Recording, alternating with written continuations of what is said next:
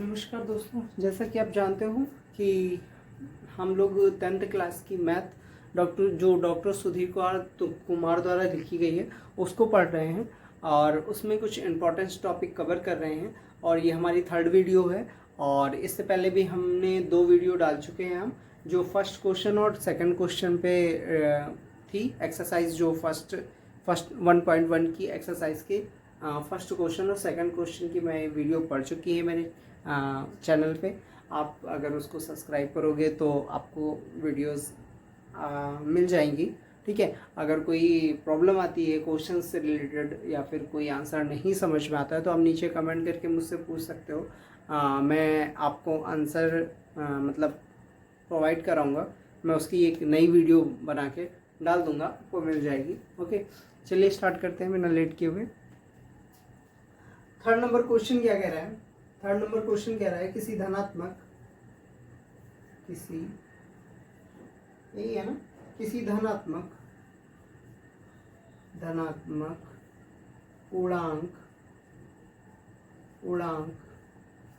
पूर्णांक m के लिए वह रूप ज्ञात कीजिए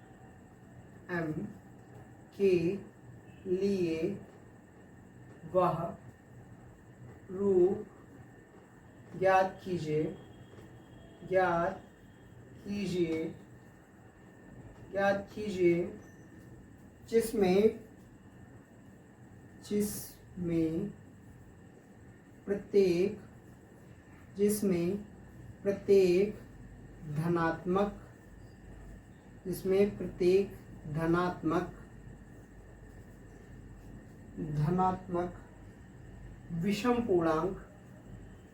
विषम पूर्णांक लिखा जा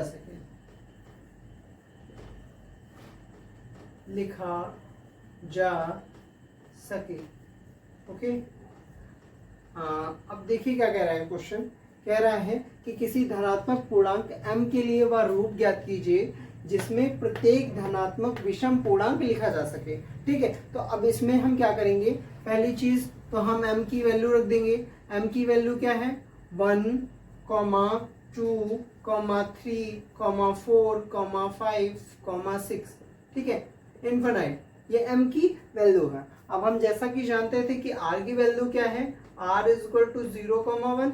ये हमारी r की वैल्यू थी जो हमने सेकंड क्वेश्चन में भी रखी थी और थर्ड क्वेश्चन में भी हमने r की वैल्यू क्या रखी है? 0, 1। अब यहाँ पे हम क्या करेंगे? हम उस क्वेश्चन में हमने क्या देखा था कि सम वैल्यूज हमें पता करनी थी कि सम वैल्यूज क्या होती हैं। ठीक है, सम वैल्यूज में मुझे आंसर देना था। अब इसमें क्या हमें याद करना है? विषम वैल्यूज। तो हम पहली चीज तो ये देख लेते हैं कि विषम वैल्यू होती क्या है। ठीक है, विषम वैल्यू क्या होती है? 3, 5, 9, 11 और 7 भी होगा यहाँ पे। 7, 9, 11। ठीक है, ये क्या है? हमारी विषम वैल्यूज है। ओके, अब आगे हम स्टार्ट करते हैं। हमारा जैसा कि हम जानते हैं कि a is equal to 2q + 1। ठीक है, ये हमारी फर्स्ट इक्वेशन है। ये हमारी क्या है? फर्स्ट समीकरण है। अब फर्स्ट समीकरण में r का मान रखने पर,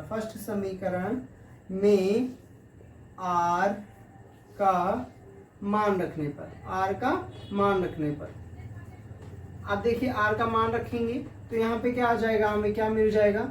a is equal to 2q + 1। ये हमारी क्या हो जाएगी? सेकंड समीकरण हो जाएगी। अब हम यहाँ पे क्या रखेंगे? a is equal to 2q + 0। ये हमारी थर्ड समीकरण हो जाएगी। ठीक है, अब हमें यहाँ पे कौन सा मान निकालना है? विषम पूर्णांक में हमें इस m की वैल्यू को विषम पूर्णांक में लिखना है ना। पहले वाले में हमने क्या किया था? सम पूर्णांक में लिखा था। तो इस बार थोड़ा सा ध्यान दीजिएगा, बस इतना ही अंतर है कि विषम और सम क्या है। ठीक है, वो चीज आप अगर अच्छे से क्लियर हो जाएगी आपको तो फिर आंसर देने में आपको प्रॉब्लम नहीं होगी। ठीक है, अब यहाँ पे हम क्या कर देंगे? थर्ड समीकरण सॉल्व कर लेंगे या फिर सेकंड समीकरण सॉल्व कर लेंगे। सेकंड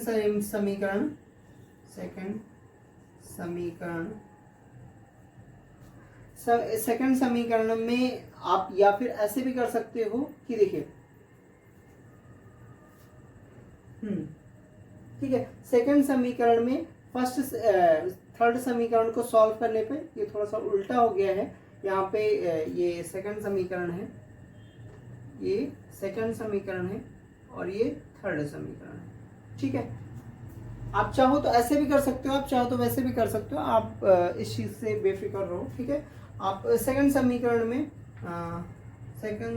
में 2 से भाग करने पर, 2 से भाग करने पर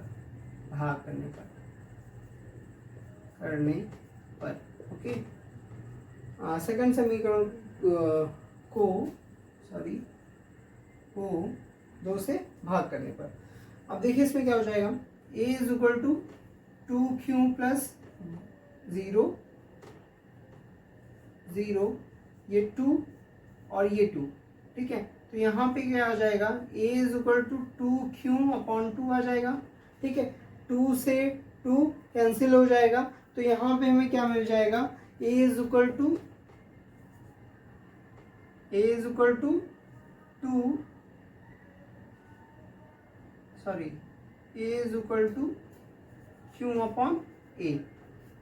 q अपॉन a।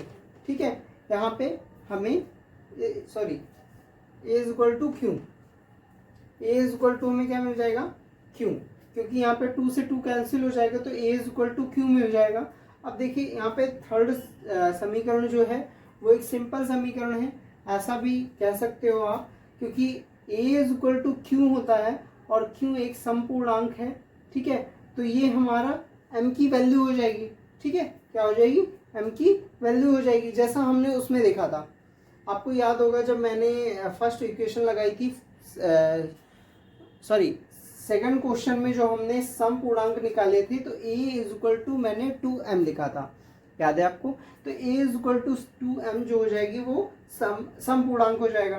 ठीक है, तो इसी तरह से हम इसको रख सकते हैं कि a is equal to third समीकरण सॉल्व करने पर,